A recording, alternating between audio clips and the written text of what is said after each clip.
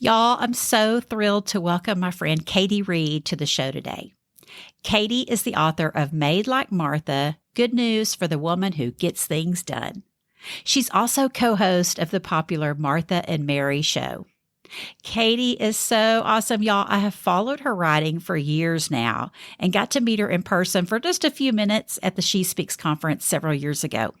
Her book, Made Like Martha, has become a go-to resource of mine because I too am a Martha at heart. In Made Like Martha, Katie writes, Jesus wasn't asking Martha to stop being a doer. He was reminding her that she was a daughter too. And all the Jesus girls who are doers like us said, amen.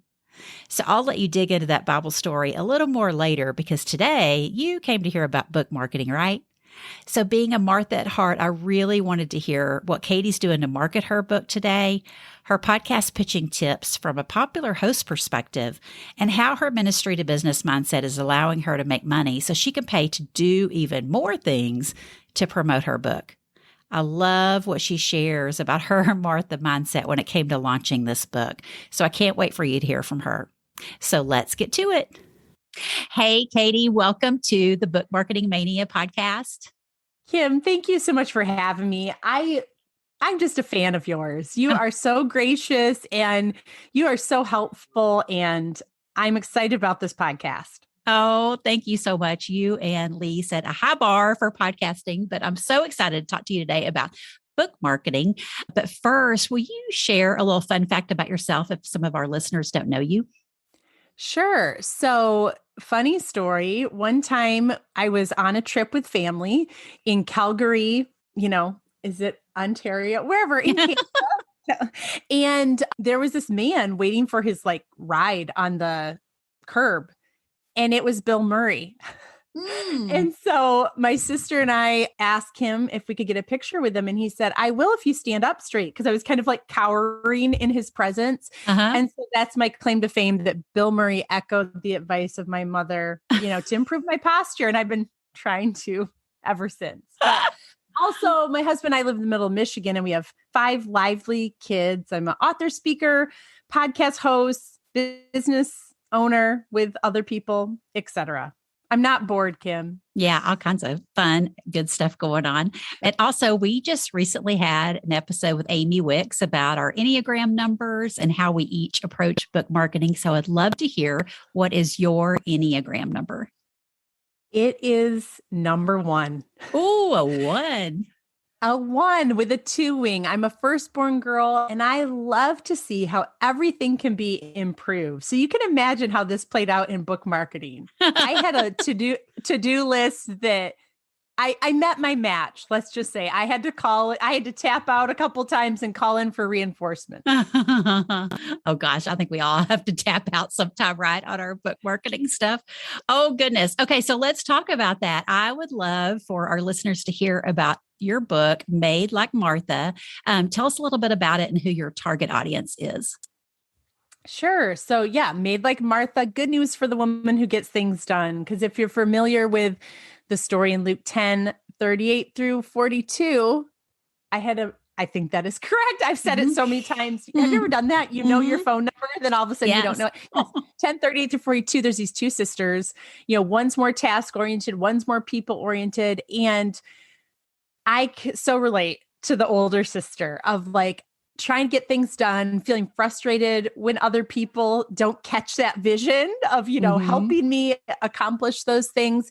And so this book is really kind of giving a pardon for Martha of hey, if God has wired you to be more task oriented than people oriented, that's okay. But we don't have to strive within that. We can still have a settledness and a peace instead of panic as we're accomplishing those things. And of course, people are important as well. I love people, but my bent is probably more towards tasks first. And so I have to work at really being present, with people. And so it's just an invitation for that doer personality to first know that she has value apart from her to-do list. That's, the to-do list does have value, but it's not where you get your value. It's not what determines it. So I wanted them to know that, but then also not feel like they have to take off that innate temperament, because God has given that to them for a purpose. Yeah, that's so great. Sarah Geringer was a recent guest on the podcast, and she shared when we were talking about Enneagram numbers, she was like, well, it's kind of like Mary and Martha. I'm a little bit of Mary and a little bit of Martha, but she may have been a one. I'll have to look at that. So I love that. And I was a target reader and love your book. Can you tell us a little bit about what you're doing? Let's talk about what you're doing today to meet new readers. Yeah, so my book came out in 2018, so it's been a hot minute, but this is the thing that I think people don't understand is when you are going to launch a book or even when you just sign the book deal, you're signing up for a marathon. But each step of the way could feel like its own marathon. So keep that in mind. Just when you get one thing done, there's something else coming. And it's also like a marriage or like birthing a child that then needs to grow up. And I didn't really understand that when I first launched Martha. I had my plan for like the first month. And then it was like, oh, this needs to keep going. And so that's part of the reason that Lee and I launched the Martha and Mary show. For one, we just have that kind of friendship. She's more like Mary. I'm more like Martha. But we knew it'd be a natural way to keep talking about the book without always talking about the book, if that makes sense. It's in the title, but there's this whole community surrounding the topic. And we started a Facebook group called the Martha and Mary Show Sisterhood, which honestly, Kim, that's where I post. I was realizing today, my public audience, if you will, might not even know I have a new podcast episode because I usually just share it within that group because as we know, social media changes. And for right now, groups are more where people are going to be able to interact because they're choosing to be there. So the algorithm is a little more friendly to that kind of atmosphere versus just like your public author page. So the Facebook community, the podcast are ways I can keep talking about it.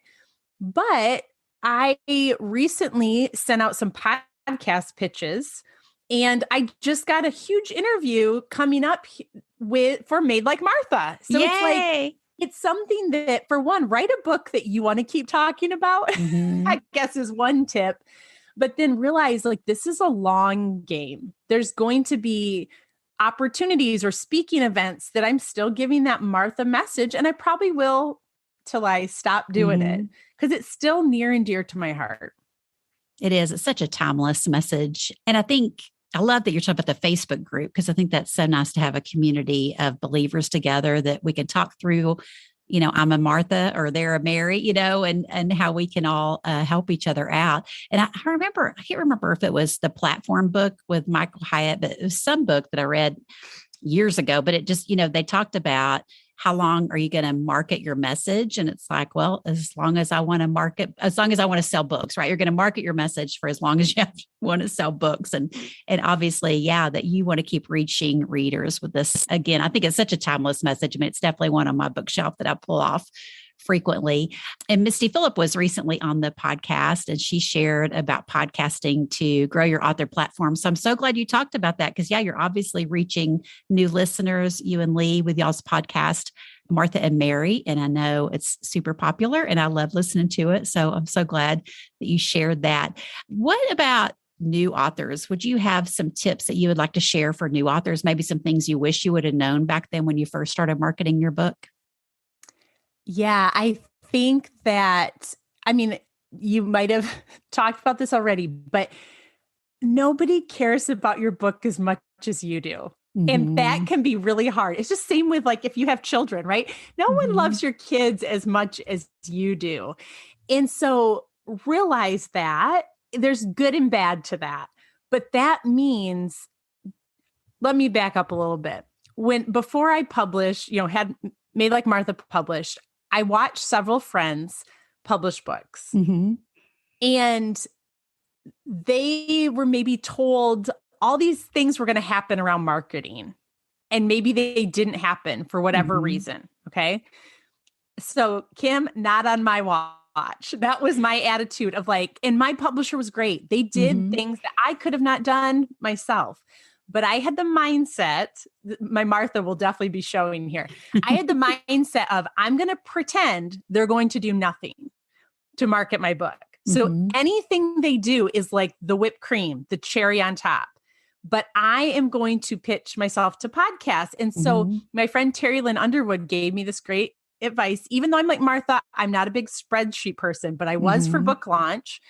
And so I shared my spreadsheet with the PR person at the publisher. And I said, hey, I'm going to tell you who I've reached out to. And like, you tell me, or if you know someone better and I know someone better. And so she had this doc where she could look at. My friend's like, I think you did their job. I'm like, I don't care. Right. Yeah. Because you and I both know with podcasts, especially, they could be booking 6 months out. And so that's what I want to tell newer authors is, for one, marketing your book largely will fall on you. And I had a friend recently who she was trying to decide whether she would traditionally publish or self-publish, because I've done both.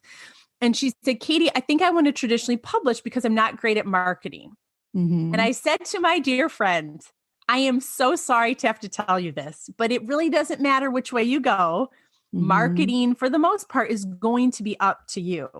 And so you can choose to, make a decision based on that.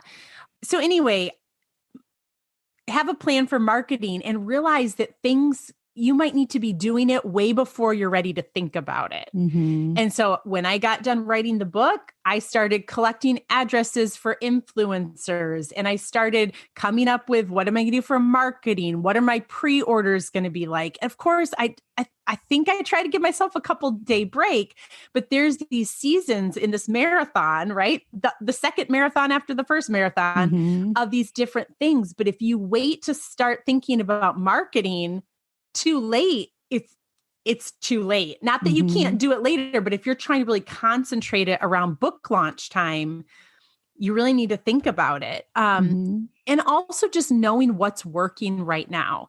When I kind of came into it in like 2018, where people were doing more podcasts. But now I think, as far as I know, that's still a great way, one of the best ways to probably get information out about your message. More than maybe a radio show, depending on the radio show. Right. So again, you're going to have to market your book and pace yourself, and just even ask or get training or get coached on what are all the elements of marketing a book. Because like, depending on your publisher, they might say to you, hey, we need endorsements turned in. And maybe you're like, I didn't know I needed to do that. And you're scrambling. Or, hey, we would like a forward for your book. Who have you asked? Sometimes there's communication breakdown, not because anyone's trying to do that, but they're managing so many books. And it kind of goes back to what I said of, no one cares about your book as much as you do. So you have to advocate for the book child and be proactive with planning out, how am I going to do this without burning out? Yes. Yeah. And that's so hard, right, for us Marthas. We just want to do it all this really short time frame we think we have. So I appreciate you shared that earlier, just how it's not just this one little time frame, right? Your book's going to live on, and you're going to keep marketing and keep marketing and keep marketing, but you may not launch it the same way you do the very first time, but you can relaunch it, and you can just keep talking about it in different ways. Right. So I have, 2 questions about all that.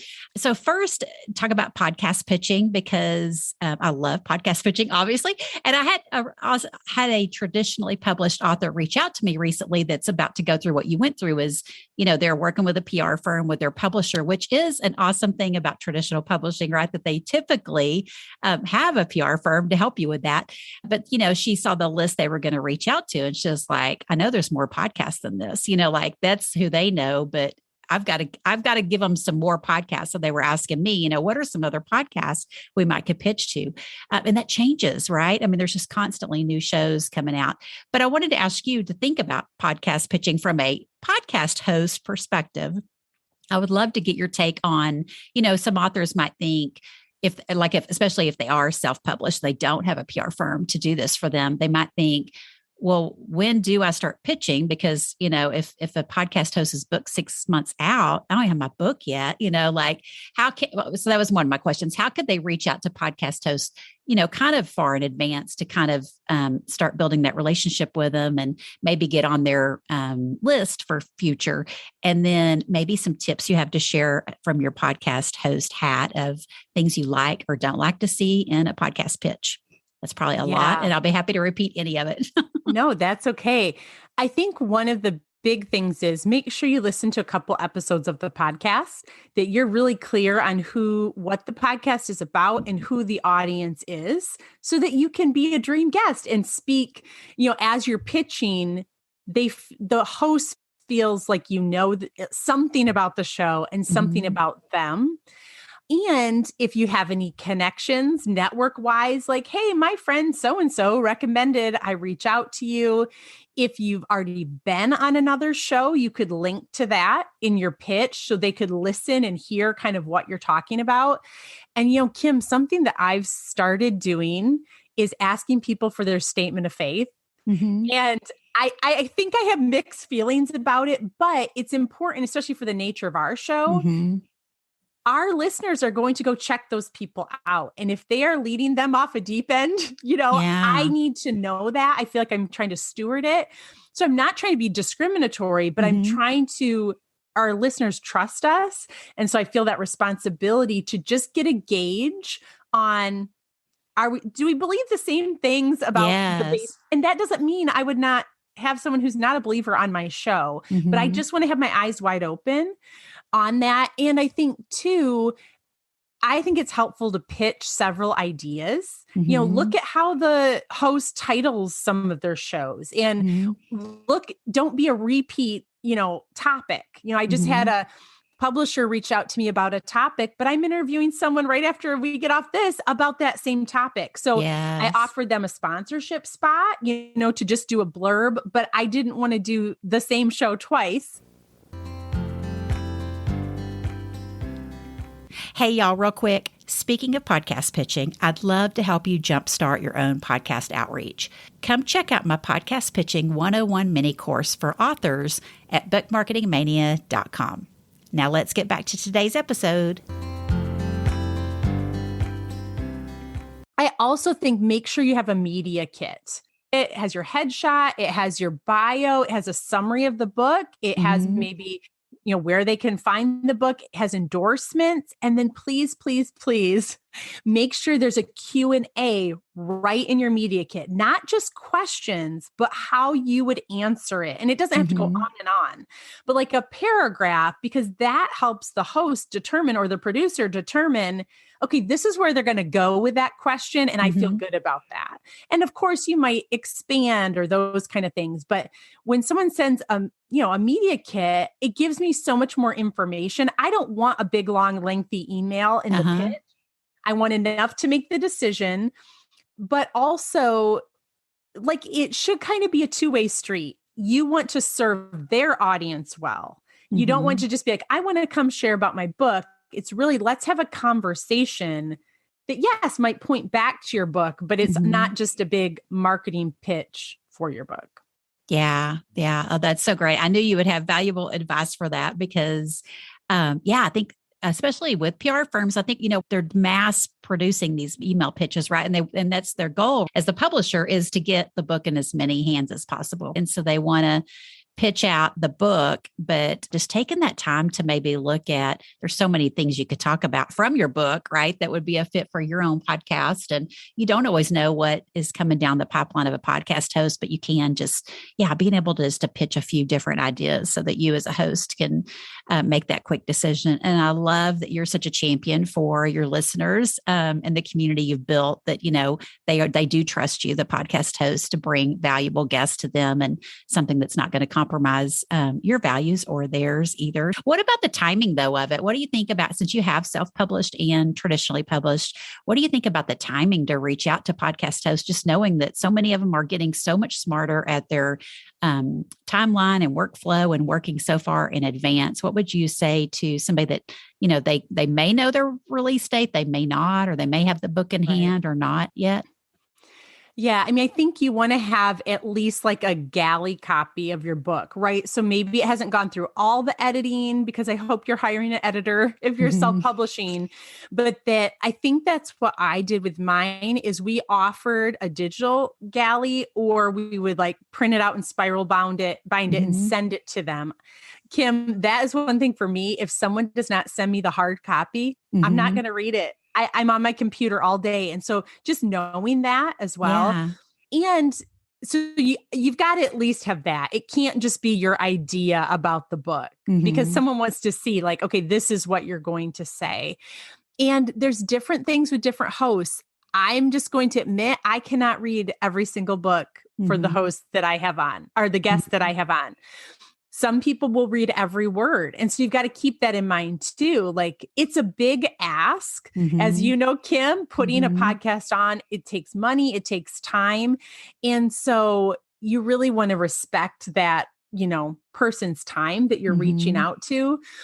But also they're going to want to know when it releases. So even if you don't have the specific date, the month that it's going to come out. Mhm. And for example, I self-published a fiction book, A Very Bavarian Christmas. So this Mhm. is interesting with book marketing, Kim, because guess when I can, market that book? Well, Mhm. Yeah. October through December and Christmas in July. And that's it. And so Mhm. in some ways, it's good for my Martha brain that I have that. Okay, this would be weird to talk about in February or, Mhm. August. Right. But I was just thinking in the shower today that I really need to remind people about this book club Mhm. kit I have. If they want to do a book club for the Christmas, but like I'm almost out of time with that. And Mhm. so it's also knowing the message of your book, and is there times of the year that fit better with your particular message, and then count back about 6 months and pitch then. Mhm. So that's what we did in July. The audiobook came out for A Very Bavarian Christmas. So we reached out to podcast hosts and people I respect. My assistant did. We said, Mhm. we're so thankful for you. We just want to give you this gift of the digital audiobook. By the way, if you'd want to talk to Katie on your podcast, here's her media kit. And here are some topics she could talk about. And Kim, Mhm. maybe this isn't working smarter, not harder, but I have my assistant personalize each pitch. We Mhm. don't mass send Yes. anything out. We, you know, thank the host. We relate to something they're talking about, and we pitch Mhm. things from the message specifically for that host and their audience. Yes, I love that. That's all about the way I pitch too. I mean, it just goes so much further, right? I mean, because as podcast hosts, they don't have time to read, like you just said, you don't have time to read through and try to figure out, is this a good fit for me? And yeah, does this person listen to my show? Like you had that suggestion, and right away if it's just that cookie cutter pitch, or if it is truly somebody that listens and wants to show up and serve your audience well. So I love that. I can't wait to hear you on some podcasts host for your Christmas book then. Okay. So the second question I had about all of that you've talked about is, because for those of us that are Marthas about our book marketing, or even Marys, I mean, anybody that wants to steward their message well, sometimes, it's going to take some outsourcing, right? Like you just talked about your assistant doing some pitching for you. And sometimes it's going to take some outsourcing to a coach, maybe that's been there, done that in written books or marketed books, and can kind of give you some feedback or consulting on that. And I would love for you to talk a little bit about ministry to business. For our listeners that don't know, we had Becky Kapitsky on the show to talk about this a little bit, but I know you're one of the founders, and I would just love to maybe have you share your heart a little bit for what's behind that, as well as what you're doing as an author to have more products and services to fund your ministry so that you can turn around and pay people to help you with your book marketing. Right. Well, first, before we get into ministry to business, I just want to say that one of the best pieces of advice I received, I think it was from Brian Dixon from Hope Writers, is he Mm-hmm. said, determine ahead of time what success is going to look like. Because as Martha's, you could burn yourself out. There's always more you could do with marketing your book. And so think about ahead of time, what is success going to look like? Because if you don't say to yourself, what that looks like, the needle's going to keep being moved. For Mm-hmm. example, I wanted 50 book reviews of Made Like Martha on launch day, or at least launch week, because that, Mm-hmm. sets things into a different algorithm, or, whatever. And we almost made that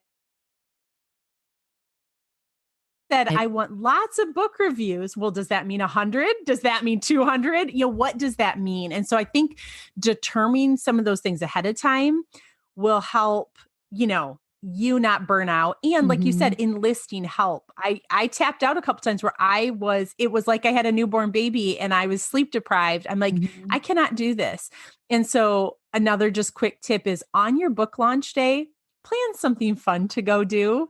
Don't sit there in front of your computer screen and watch numbers. That is not good for your soul. You can do that when you get back for the day, but like I went to Barnes and Noble and found my book. I took Martha on a trip and we went to all these places. We donated a book to the library.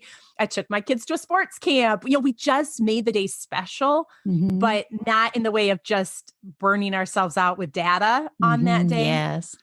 But as far as ministry to business goes, I'm so passionate about this, Kim, because I know your listeners have an important message to share. And I want them to get that message out. But if you are breaking the bank and it's costing you all this money to do all these things, like that cannot be sustained forever unless you are just have a benefactor. You're very, very, very wealthy and you just have all this play money. But that's not usually the case for most people in our demographic. And so ministry to business, we have the ministry to business guide, which is this playbook for here's sustainable ways to make a fair income that can bless your family, bless your bank account, and keep helping other people so you can keep doing this important work. Because for so long, I'm just shelling out money for the website, shelling out money for this. And it does take time, right? To get to a point where you can charge for things and all of that. But it's so important, I think, to get paid fairly. For what you do. You don't have to give away your message for free. Blood, sweat, and tears go into books. And so, and it's only like the cost of a pizza, right? It's not like you're asking people to invest hundreds and hundreds of dollars into something. And so feel good about that, And so, the Ministry Business Guide is chock full of all sorts of ideas of how can you do things to work smarter, not harder, and find some traction so that at the end of the day, your to-do list is not never ending. You can rest, you can play.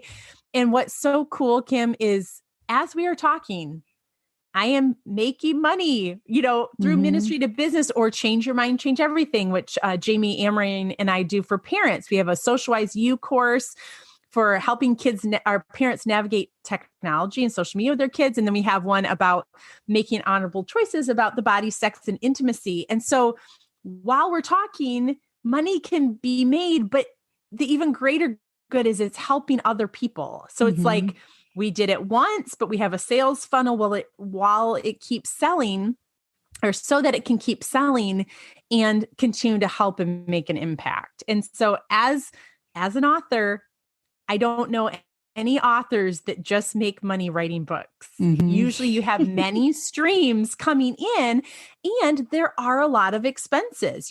Are you going to have a book launch manager? Will your publisher cover that? Or is that on you? My assistant is a godsend. She helps do my speaking contracts. So like there's expenses there, but there's also more coming in to help cover some of those costs. So as you are book marketing, you really have to ask some hard questions of what's going to give me the best return on my investment, because you could do 1 million articles, or you could do not really 1 million, but a lot. And you could do a lot of podcast interviews, but is that sustainable for your family, for your lifestyle? Are you seeing book sales come from, being on podcasts? And sometimes it'll be that they subscribe to your website. That's a good thing too, but you don't want to just keep knocking on a door that is just taking from you continually and there's no return on your hard work. Yeah. That's so great. Well, you mentioned, a couple of courses. What else do you do to bring money into your ministry? So speaking events, although those, the last couple of years have not been quite as many as normal. So speaking events, but actually my co-host of the Martha and Mary show, Lee Nienhuis, helped me understand how important the merchandise table at the speaking event is. Because, I get paid well for speaking events, but having books and, I've made some magnets on Shutterfly, and we have, t-shirts and mugs and things that go along with my quote unquote brand, but they're resources to bless the people that are there as well. And sometimes you can make more from your merchandise table than you might get paid at the speaking event. And so kind of we talk about that in the Ministry to Business Guide. What can that look like to kind of bring in some of these ancillary products that go, support your book's message, but maybe someone's not a reader, but they'd be willing to buy a journal or something else. I also have like audiobook copies of my book, because some people come back from a retreat and like, I'm not really a reader, but I can pop this in and listen to this on the way home. I do coaching under the name Inspiration Doula, where I love to help others, creatives in particular, bring life to their projects, that they do help them finish their projects. And that actually, Kim, hopping on a phone call with someone for an hour, I actually make more doing that than I do at some speaking events. And so that's a great way, That's awesome. Coaching is another means. And, if your podcast is able to have paid ads, we have done that in the past. Although someone gave me the advice of, don't send people to another product, send them to your website or your resources. So we have done much more of that on our podcast lately. Yeah, I've heard that a lot lately, right? Just, if you have the big numbers like some other podcasters, you might be able to get a lot from the sponsorship. But yeah, why not sponsor with your own products, which is, I love. So if somebody's thinking about that they can go hop over to Ministry to Business and check that out. And I'll be sure to put a link. And I did mention in my episode with Becky, like I was so surprised when I first heard about that, period.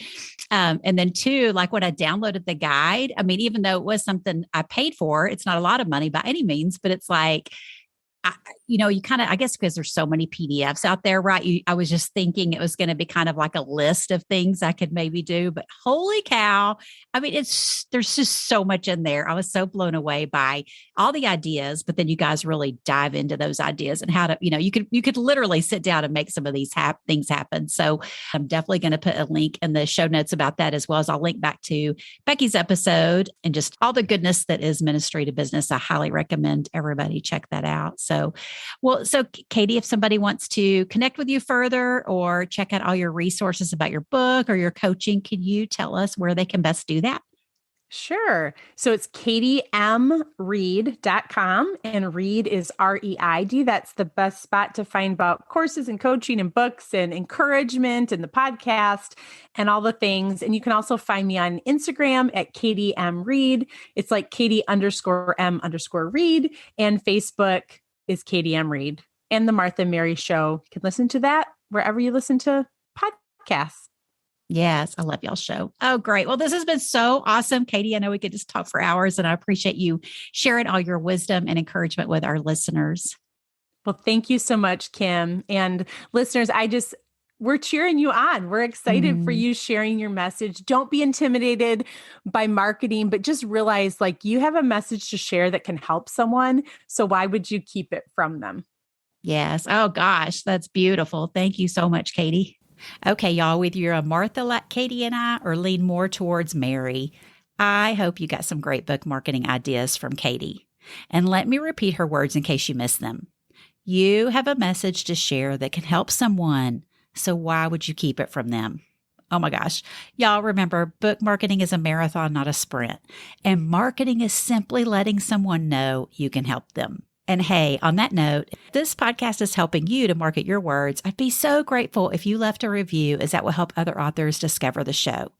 And be sure to include your name or your Instagram profile name so I can find you, because I love to give a shout out to my reviews on the podcast. I want to support you any way I can.